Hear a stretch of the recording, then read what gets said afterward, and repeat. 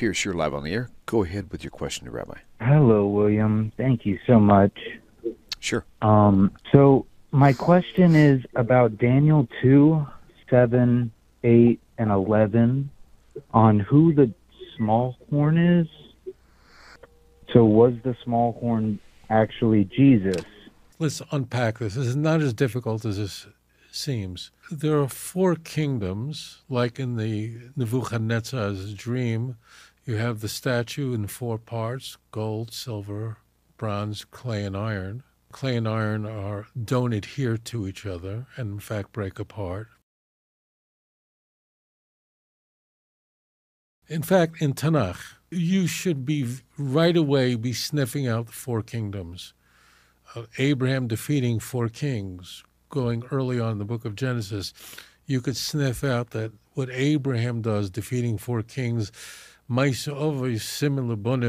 this is a portent for the future, that the children of Israel will confront 4 enemies. So Daniel, in his vision, it was a non-veridical vision. It means he wasn't actually seeing a lion or a bear. It wasn't actually a lion. It's a night vision. So these are the 4 kingdoms. Bavel, Babylon, that's the lion. An odd lion, of course, with wings and so on, and a bear with the 3 ribs in its mouth. You have the leopard with 4 heads, because the Persian Empire would be divided after Alexander the Great's. He died fairly young, and 4 generals would take over his kingdom, the Greek Empire. The 4th kingdom is like nothing else. That's Edom. And it's so much like nothing else that it caused Daniel to be very, very frightened. It had 10 horns and then another horn that was boastful. And so that's Edom. So it's the Roman Empire. But it's not monolithic like the 3 preceding nations, whereas the Babylonian Empire, which lasted 7 decades, was monolithic, and then it is subsumed by the Persian Empire and the Greek Empire, Alexander the Great, who gives us Western civilization, spreads the Greek and Greek thinking and everything. So it's fairly monolithic, but then Rome is so horrible, so terrible, so awful that it caused Daniel to shake, and he asked the angel, "What am I looking at?" So there's a number of views on what the 10 horns are, but my view is, and it's the consensus view, that these are the 4 emperors. I'm going to modify that in a moment, but I'm going to, for a moment, just call them 10 emperors, beginning from Julius Caesar to Vespasian. Vespasian was the emperor of Rome when the Second Temple was destroyed. Now, the reason I said I'm going to modify that is that Julius Caesar wasn't an emperor, but he was the leader of the Roman Empire. He was the dictator. But we're just going to find a convenient term. When the Second Temple was destroyed, the general was Titus Harusha, who eventually becomes the emperor of Rome. And he was a Russia. He was the most wicked of all, because he, with his own hands, destroyed the Beis Hamikdash, the Second Temple. And in fact, the arch that sits in Rome today was built in 81 after him.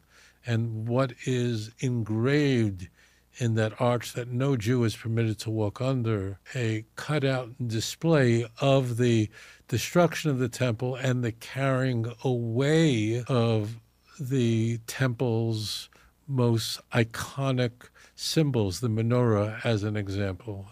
And it's there now for anyone who wishes to get on a plane or look up the images. It's there. And I call it a picture rather than just a sculpture. So obviously it's cut out, is because it was done, it was created only a decade after the Second Temple was destroyed. So the people who built it, no doubt, saw it or with eyewitnesses. That's why that art of Titus is so important. But the empire, the Roman Empire, which Daniel goes into tremendous detail on, is not monolithic like the previous three and would morph. Whereas the Roman Empire was, in a sense, an enemy of Christianity in Christianity's early stage. Certainly, it's certain that Nero persecuted Christians, and that Christians were persecuted by an emperor towards the end of the first century, probably when the book of Revelation was written. That's probably why it's so fiercely anti-Roman.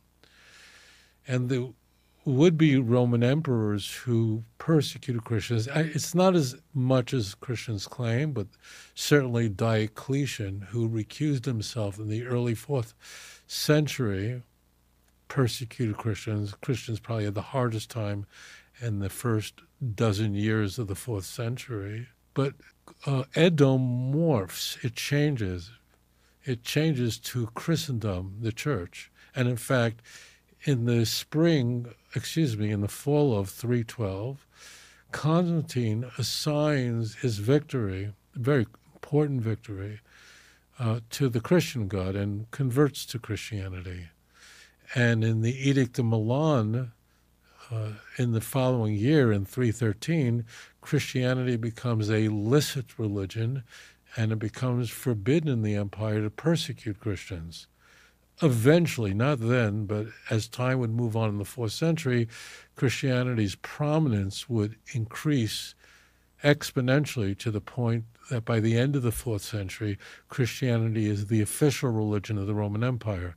Judaism was still a licit religion, but Christianity was the religion, the official religion of the empire, and scholars believe that half of the empire was Christian by then.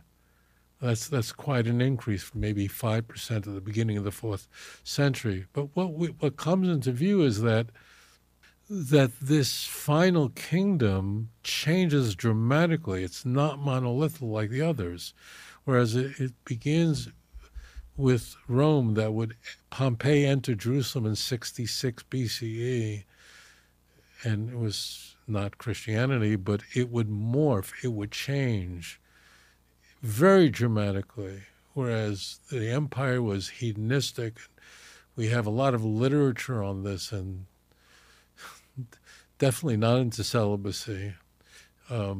Tacitus writes about this in his lesser-known work called Germania. It would morph into this very anti-Jewish empire, and then Christendom would be the heir that would seek to change the laws and the times. Daniel tells us in chapter 7, what are the laws in the time? That Christianity would become fiercely antinomian against the Torah and the times, meaning it would attack the very calendar of the Jewish people. And that's what happens at the Council of Nicaea. Most people know the Council of Nicaea that occurred in the summer of 325 as responsible for identifying Jesus as the same substance of the Father and uncreated, begotten but uncreated. But also the Jewish calendar is attacked at the Council of Nicaea, and the church would then adopt a solar calendar as the means to identify when Easter and other Christian holidays would be celebrated, thus rejecting the oral Torah. So what's unique about Edom is it's changing, it's altering, it's morphing, always an implacable enemy of the Jewish people, always. But its image changes dramatically from the empire to Christendom.